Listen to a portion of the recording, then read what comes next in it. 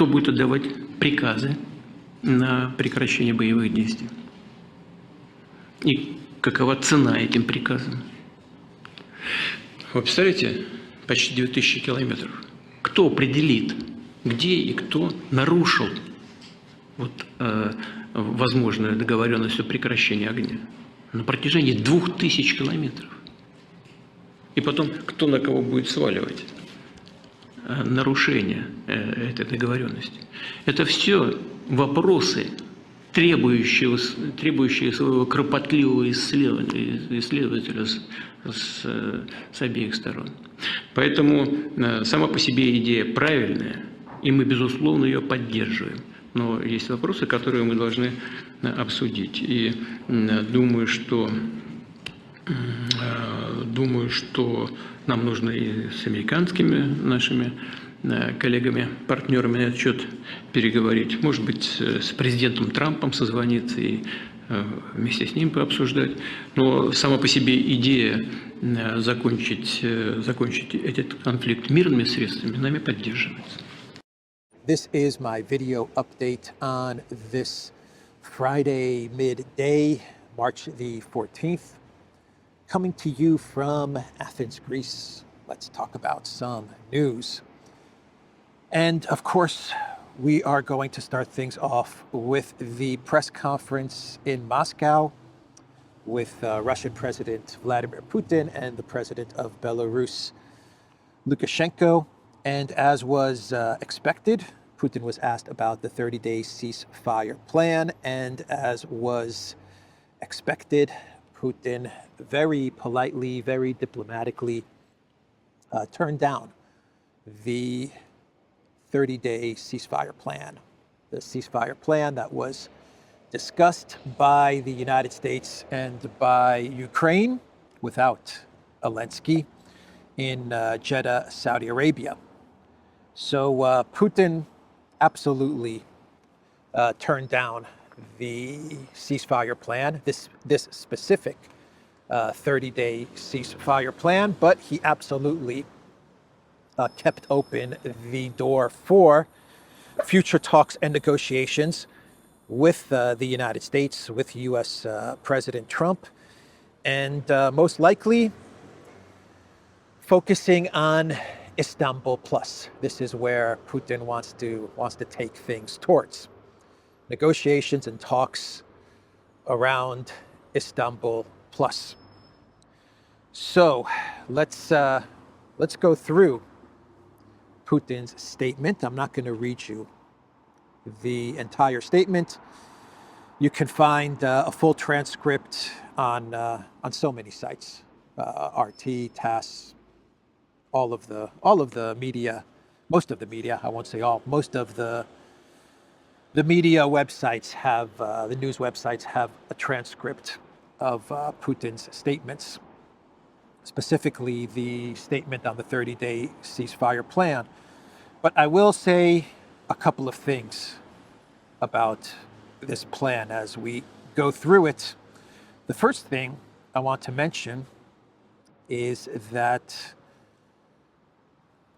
this statement, the rejection of the ceasefire plan, the Jeddah, it's very important to say the Jeddah 30-day ceasefire plan, the rejection was very carefully coordinated and planned, in my opinion, and everyone involved played their part. What do I mean by that? No doubt, the Kremlin made sure that a reporter was going to ask this question. No doubt, Putin was very well prepared to answer the question. No doubt that his trip to Kursk fell very nicely in line with the statement that he gave. And Lukashenko being present was no coincidence. Having Lukashenko sitting next to Putin was Russia's way of signaling there will be no Minsk 3. That's why you have Lukashenko there. Lukashenko, Belarus, Minsk agreements. You fly in Lukashenko for a press.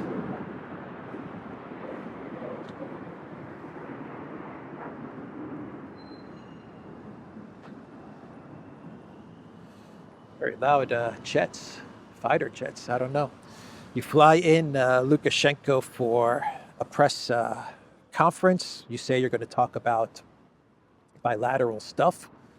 But really what Lukashenko is there to do is to send the signal, the message that there will be no Minsk 3. That's why he was there. I haven't heard anyone mention this, but I'm mentioning this, and I think that's a correct assessment. Russian diplomacy is without a doubt an art form. It's chess, it's ballet, it's art. Russian diplomacy is art. But Putin, his message, as he very politely, very diplomatically turned down the Jeddah 30-day ceasefire plan, was broken up into different parts. And I think it's important to outline the parts. The opening line, the opening part from Putin's statement was a thank you to President Trump. Putin said that he thanks the President of the United States for paying so much attention to resolving the conflict in Ukraine. For paying so much attention to resolving the conflict in Ukraine, something that the previous administration had no interest in doing. So he sends his thank you to US President Trump as he was answering this question. Then he went on to say that he is thanking the BRICS countries. He said, we all have enough issues to deal with, but many heads of states, the President of the People's Republic of China, the Prime Minister of India, the Presidents of Brazil, and South African Republic are spending a lot of time dealing with this issue. So he thanks Trump. Biden didn't care about solving Project Ukraine. All he wanted to do was escalate. Thank you, Trump. Thank you, BRICS. Basically telling the Trump administration that BRICS has our back. And we're engaged with BRICS. BRICS, multipolar, this is the future. So he says that. That's his opening statement. Then Putin goes on to say that Russia agrees with the proposals to stop hostilities. But our position is that this ceasefire should lead to a long-term peace and eliminate the initial causes of the crisis. Istanbul Plus. That's what he's saying here. We agree to stop hostilities. We want peace. We want negotiations. We want to talk. We want to talk with the United States. And we want this talk to center around Istanbul Plus, because it is Istanbul Plus that will eliminate the initial causes of this crisis, the root causes of this crisis, and lead to a long-term peace. Then Putin went on to talk about Kursk. He then talked about Kursk and what is happening on the front lines. And it was very important that Putin was in Kursk the other day, because it adds weight to his answer. He said, I was in Kursk the other day. So I think all of this was very much coordinated. I was in Kursk the other day. I saw it with my own eyes, what is going on. I was briefed by Gerasimov, and basically Putin said that the Ukraine military in Kursk is surrounded. The collective West and the Zelensky regime have suffered a huge defeat. And he said there's only two ways for the Ukraine military to get out of Kursk. He says they're either going to surrender or die. He actually used those words. He said, and if in the coming days there will be a physical blockade, then no one will be able to leave at all. There will be only two ways, to surrender or die. So he talked about Kursk. He talked about how the Ukraine military is encircled.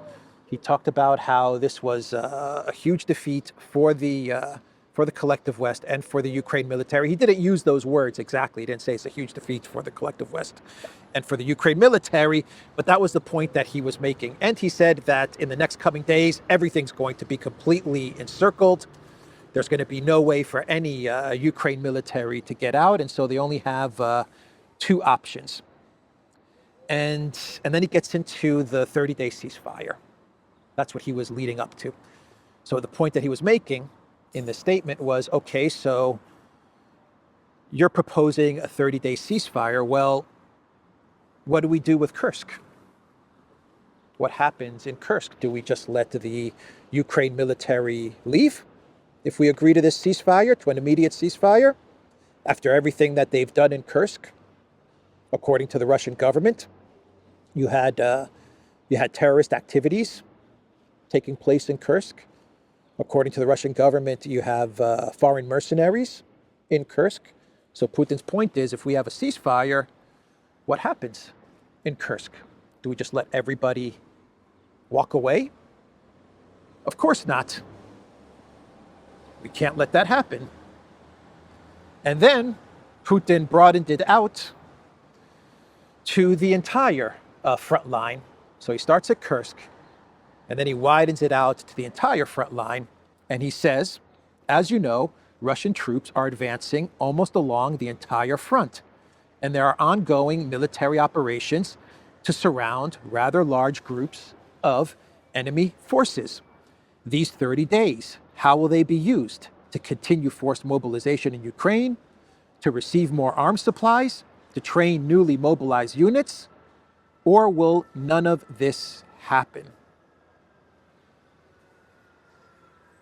He makes an excellent point. If we have an immediate ceasefire, we're advancing across the entire front line. It's just not Kursk. I was in Kursk. I saw Kursk. I was there. I was briefed by Gerasimov. But I'm telling you that across the entire front line, Russia is advancing. We have many areas on the front line where we're about to encircle the Ukraine military. What happens if we agree to an immediate ceasefire? What are the mechanisms in place for an immediate ceasefire as we're advancing? Do we just stop? If the ceasefire is broken, what happens then? Who's going to monitor the situation? Is Ukraine going to be allowed to rearm, to resupply, to rebuild fortifications? Basically, Putin was saying we're winning, and we're winning big. If we just stop the advance, then what? Do we just go back to the Minsk agreements, where Ukraine used the time to rebuild and to rearm? Is that what you're telling us? No, of course we're not going to accept that. That was the point that he was trying to make, and he's right. He's absolutely right. We can't stop. We're advancing. We can't stop. And if we stop, what's to prevent Ukraine from resetting and rearming and resupplying and mobilizing and NATO coming in and everything else? What are the guarantees? Who's going to monitor things? What assurances are we going to get? So that was his statement on with regards to the situation on the front. And then Putin wrapped things up by saying, I think we need to work with our American partners. Notice the words he uses, our American partners. Maybe I will speak to President Trump, but we support the idea of ending this conflict with peaceful means. Not speak with the Zelensky regime, not speak with Ukraine or the Europeans or 008 Starmer or little Napoleon or NATO CEO Rutte, nope. Ursula, nope. Stunning and brave Kallis, no. our American partners. I think we need to speak with our American partners. Maybe I'll call Trump. Putin. Maybe I'll give him a call. I think, look, I like where he's going with this. I like the idea. We need to have peace. Let's negotiate. Let's talk. But we're rushing into it. An immediate 30-day ceasefire is unworkable. It's not going to work. What we need is to address the root causes. What addresses the root causes and leads to a long-term peace is Istanbul Plus.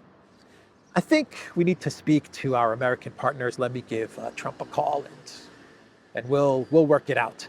We'll get to it. We have some ways to go, and I do believe we do have some ways to go. But we'll talk to Trump, and we'll figure it out. That was his statement. I thought it was an incredible statement. Very, very well planned, very well coordinated, very well said by Putin. And Trump was very receptive, actually. He was in the White House meeting with the NATO CEO, Mark Rutte. And Trump said that he liked what he heard from Russia. And he actually said, from Putin, and he actually said that he would like to meet with the Russian president.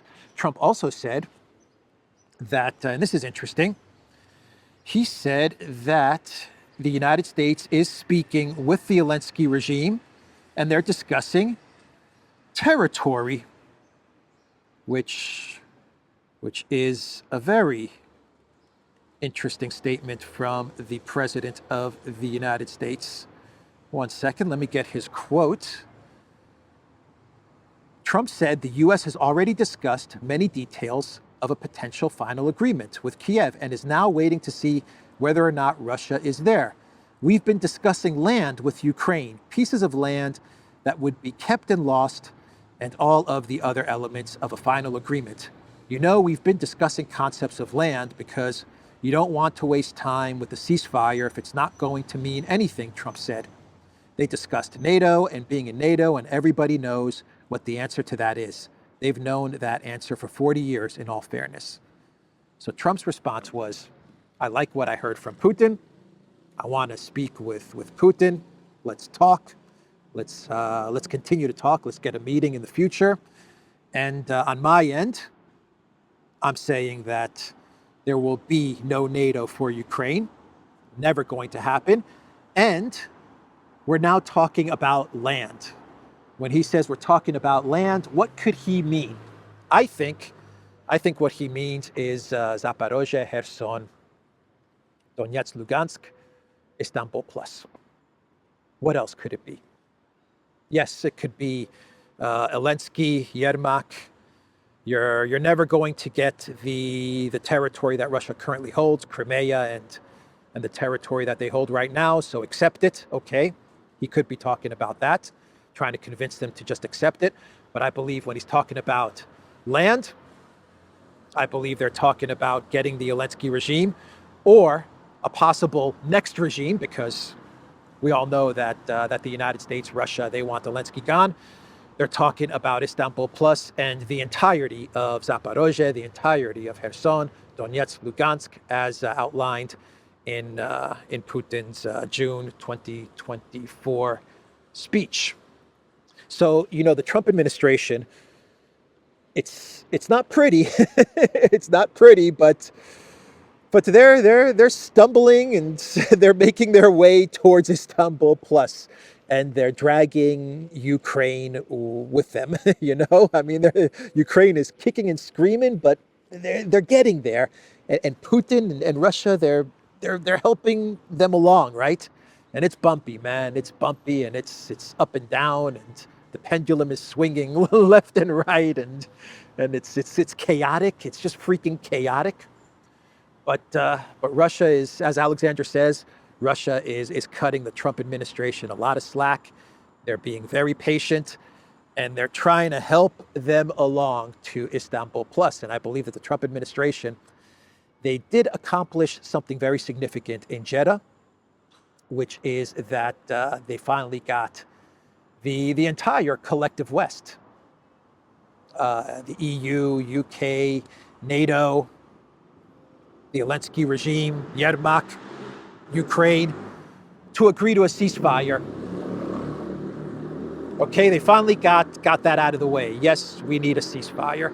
So now what they need to do is they need to work on them to agree to the territory issue, which is a key component of Istanbul Plus. NATO, I think they have NATO. You're not going to get into NATO ever. I think they have that. They got the ceasefire, and now they have to walk them towards Istanbul Plus, which is the big one, is the territory, agreeing to leave all of the territory of the new Russian oblasts. And then, of course, you got to look at elections, removing Zelensky, getting a government in place that is friendly to Russia and can work with Russia.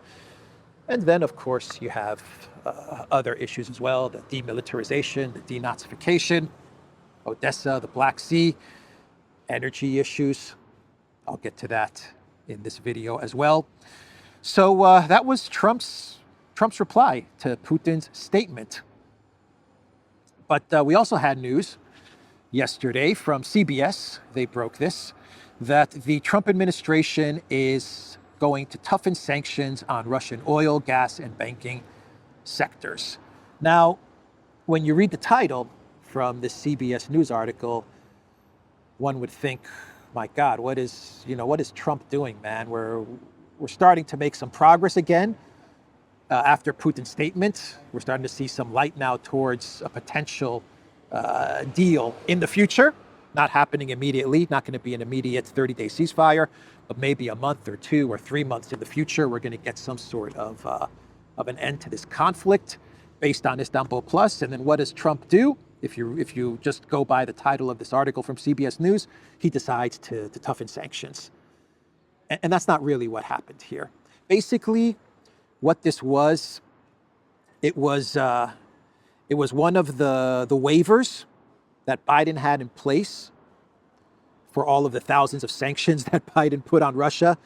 He actually put in place a waiver, a 60-day exemption that Biden put in place in January that allowed specific energy transactions involving sanctioned Russian banks to continue.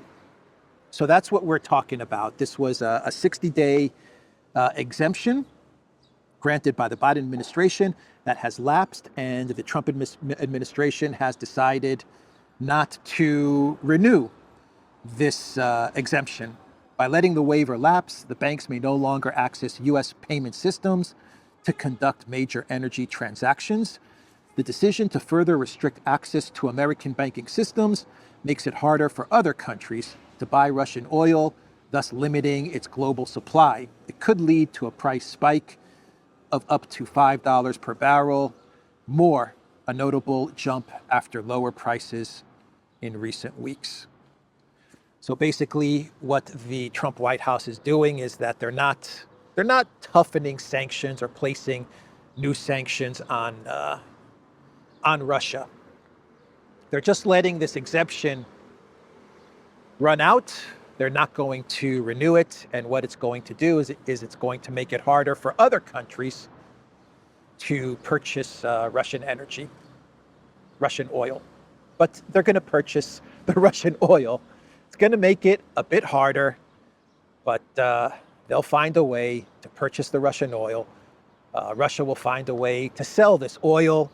It's going to be a bit more expensive. CBS News says it could lead to a $5 increase, but it's a $5 increase that will go into the coffers of the Russian Federation, and that's it. That's what you have here. So this is not what many people think this is.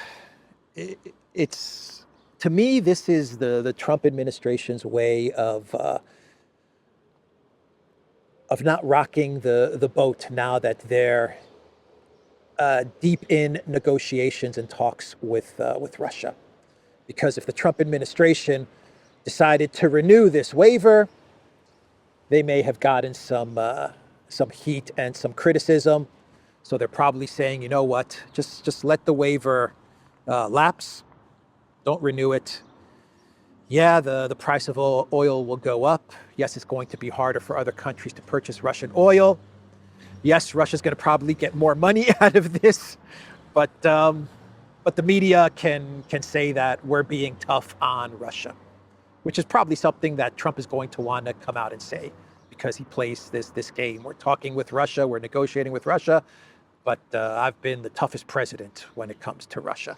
So that's what I think is going on here. And CBS and other media outlets are saying as much. They're saying that that the toughening of sanctions on Russia is one of the levers that the Trump administration is using to get Russia to agree to some sort of a peace deal. So I think a lot of this is just smoke and mirrors. This was an easy one for Trump to concede. And I think Russia's not going to be bothered with this at all.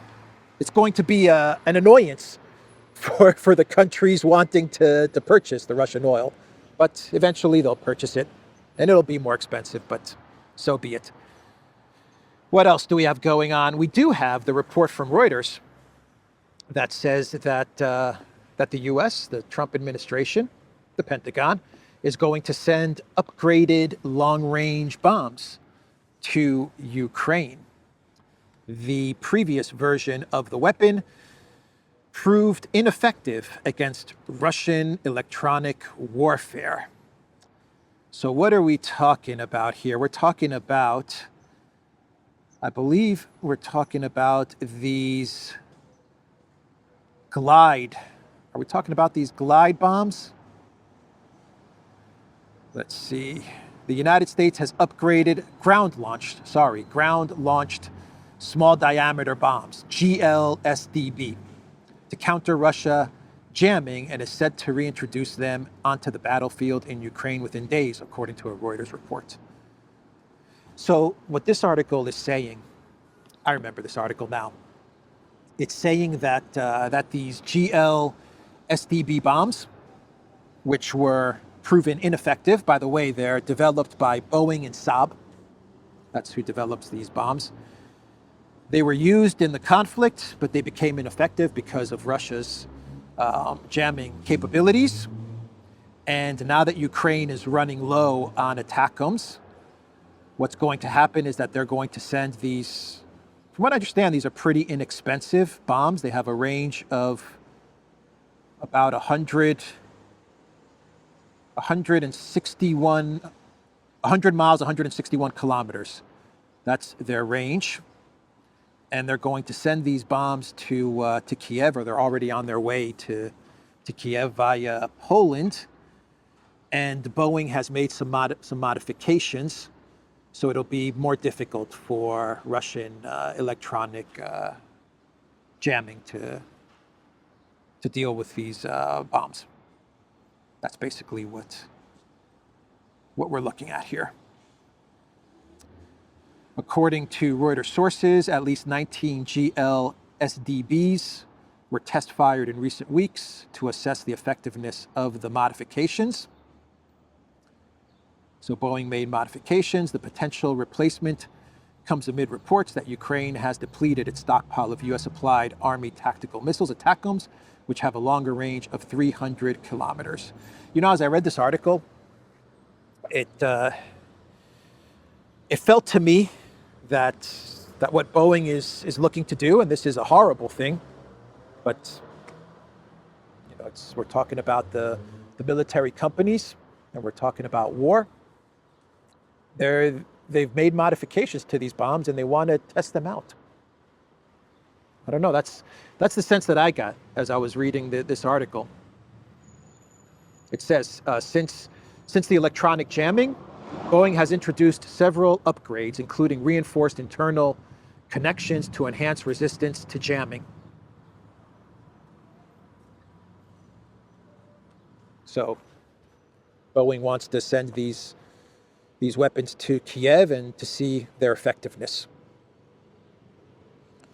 And the Trump White House, the Pentagon, is signing off on this. That's not good. Very bad. That's not a good look at all. But I will say this, Russia will handle this. I think they'll handle this. I imagine they're prepared for this, and they'll figure out a way fairly quickly to jam these the modifications to these weapons. So Putin said something else that was really interesting during this press conference, and that is on energy and gas pipelines. He was asked about, Lukashenko and Putin were asked about the gas pipeline situation and energy and sanctions and stuff like that. And Lukashenko, he said that if the United States and Russia, they start cooperating, then Europe is done for. That's what Lukashenko said. It's over for Europe. And then Putin expanded on what Lukashenko said. And Putin said that if the US and Russia agree to cooperate in the energy sector, then joint control over the Russian pipelines could end cheap Russian gas supplies to the EU. The people in attendance at this press conference, government officials who were there, they started clapping a bit, they started laughing a bit. Lukashenko also kind of giggled if you listen to the exchange, as Putin said that this would be big trouble for the EU. It would be the end of cheap Russian gas. You could hear Lukashenko kind of giggling, right? And I think this is an incredible statement. One of the most important statements made during this press conference that not many people are talking about this. You know, I've talked about this in many videos over the past month, that there could be some sort of opening for the United States and for Russia to cooperate on energy, gas, oil, the Arctic, Nord Stream. I've mentioned this in previous videos. What if Trump and Putin say, we could restart Nord Stream 2, restart the Nord Stream pipeline? Why don't we get a joint venture going? And Russia can sell the gas to the United States, and then the United States can control the gas flow into Germany. And the United States can mark it up as much as they want. We're going to sell it to the US at X price. We're out. Once we sell it to the US, we're out. And then the US can sell it to Germany at whatever price they want. That's going to make them a nice healthy profit. I've talked about this in many videos, and Putin hinted at this, and Lukashenko hinted at this. Bloomberg has an article with the title, "Russian and European Officials See U.S. Interest in Gazprom Ties." That came out yesterday. They're starting to talk about the day after an agreement. Once an agreement on Ukraine is done, what's next? Well, what's next is business. Business is what's next. Gazprom working with the US companies, restarting Nord Stream, controlling the energy flow into Europe, into the EU. Oh man, that's going to drive the EU crazy. But what choice do they have? What's their other choice? Their other choice is, this is how crazy this is. Their option could be, if this is true, and this is what's going to happen, and Putin is hinting at this, the European Union's option is going to be expensive US LNG, expensive Russian LNG, or just a little bit less expensive Nord Stream gas. Pipeline to Nord Stream gas, just a little bit less expensive. That's going to be it. Coming from the United States. So don't you dare blow up the pipeline, Gilligan and the skipper and Zaluzhny. Just don't blow it up. Don't blow it up again, right? Professor Biden, Newland, Olaf Scholz in your White House meeting right before Nord Stream is blown up. Biden saying, we're going to handle it. We're going to handle Nord Stream. But Mr. President, how are you going to handle it? It's not your pipeline. We're going to handle it. And Olaf Scholz standing right next to Biden. We could be seeing in 6 months, we could be seeing Nord Stream pipeline gas being controlled by the United States, right? Up to the border, the U.S. will set up shop right there, right there where the gas is about to cross over to Germany, and it'll be the U.S. that decides to turn it on or off. I don't know, man. This could be some crazy stuff, and Europe is not going to have a choice. That's why everyone that was in attendance was laughing. Everyone there was laughing at this. They're saying, "Yep, Europe did this to themselves." So let's move on. Let's move on and talk about Trump's meeting in the White House with the NATO CEO, Rutte.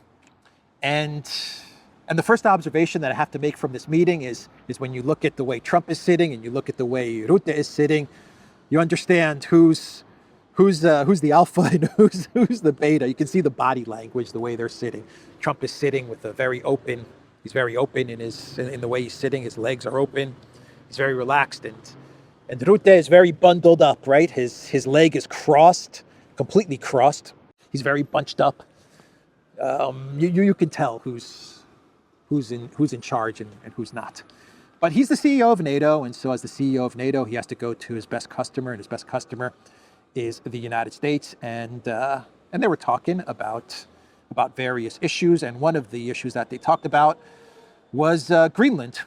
Trump was asked about Greenland, and Trump said that the United States is going to annex Greenland.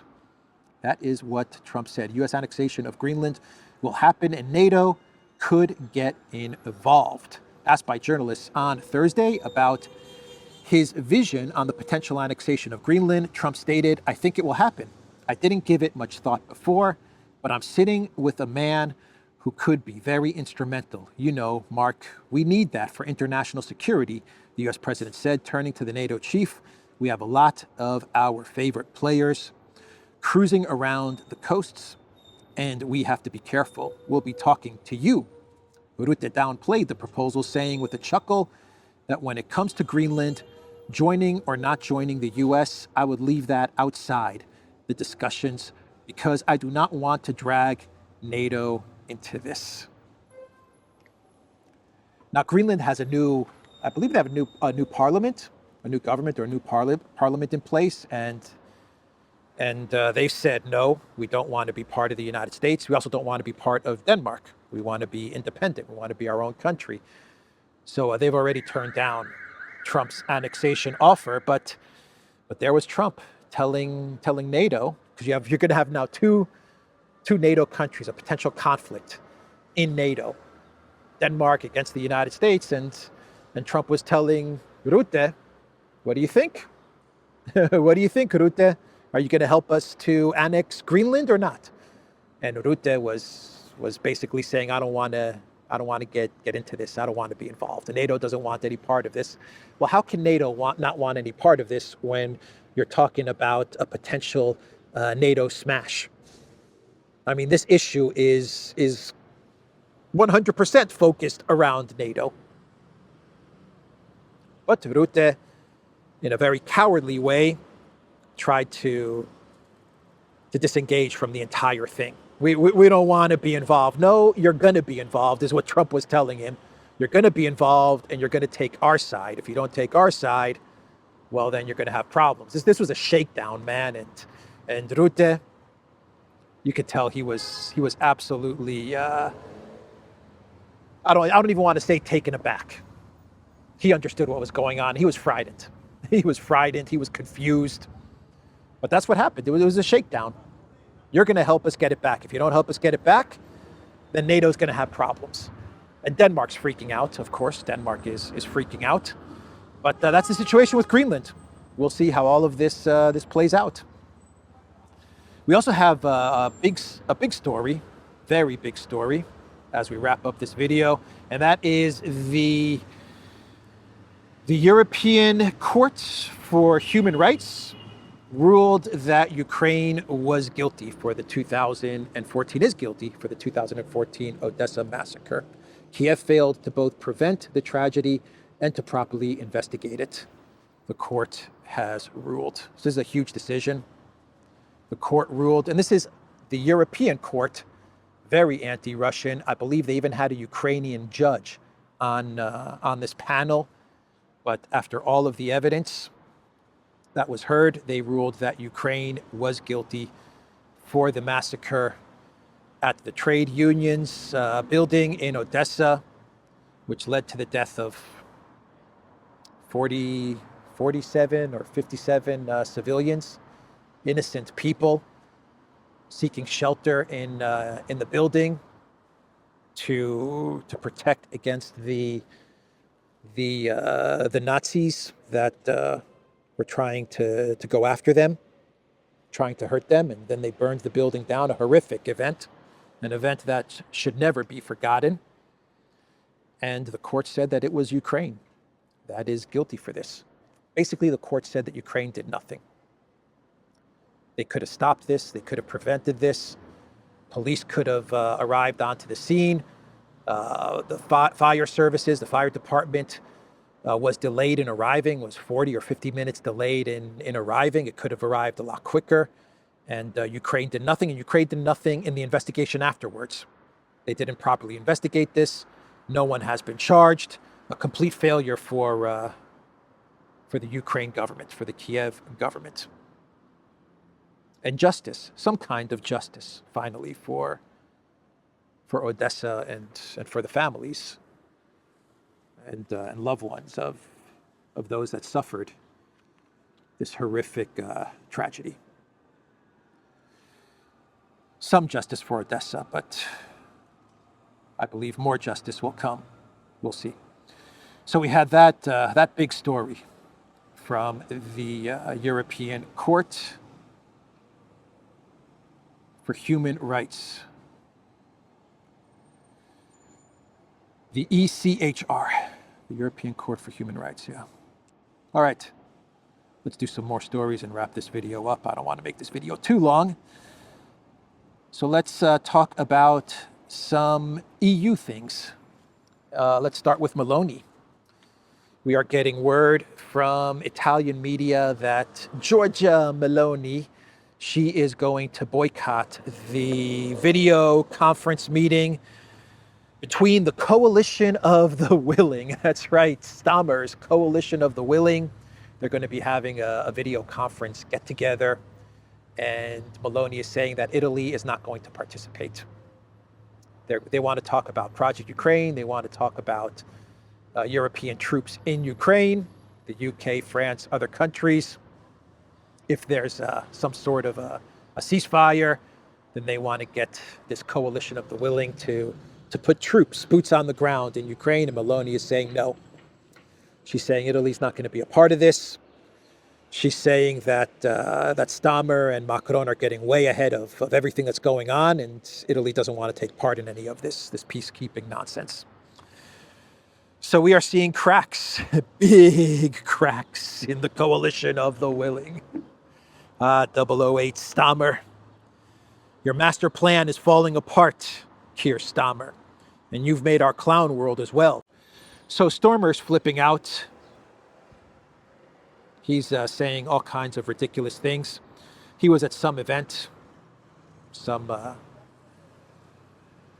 gathering. I don't know where this was, but Starmer was telling those in attendance that Russia is already menacing our skies, our water, our streets.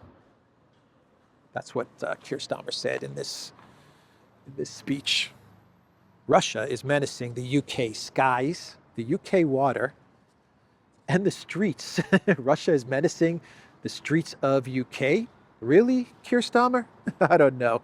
Anyway, here's the video of 008. But we know some basics. Putin's appetite for conflict and for chaos is already there, and it will only grow. And Russia is already menacing our skies, our waters, our streets, and our national security. And that's why I believe the fundamental task of politics right now is to take the tough decisions on security. So Russia is being a menace, huh? To the UK. Nothing else is going on in the UK. No other problems happening in the UK that Keir Starmer needs to address. It's all the Russians. It's those Russians menacing the United Kingdom, the streets of the UK. Anyway, that's the video, everybody. TheDuran.locals.com. We are on Rumble, Odysee, BitChute, Telegram, Rockfin, and X. Go to the Duran shop, pick up some merch like what I am wearing in this video update. The link is in the description box down below. Take care.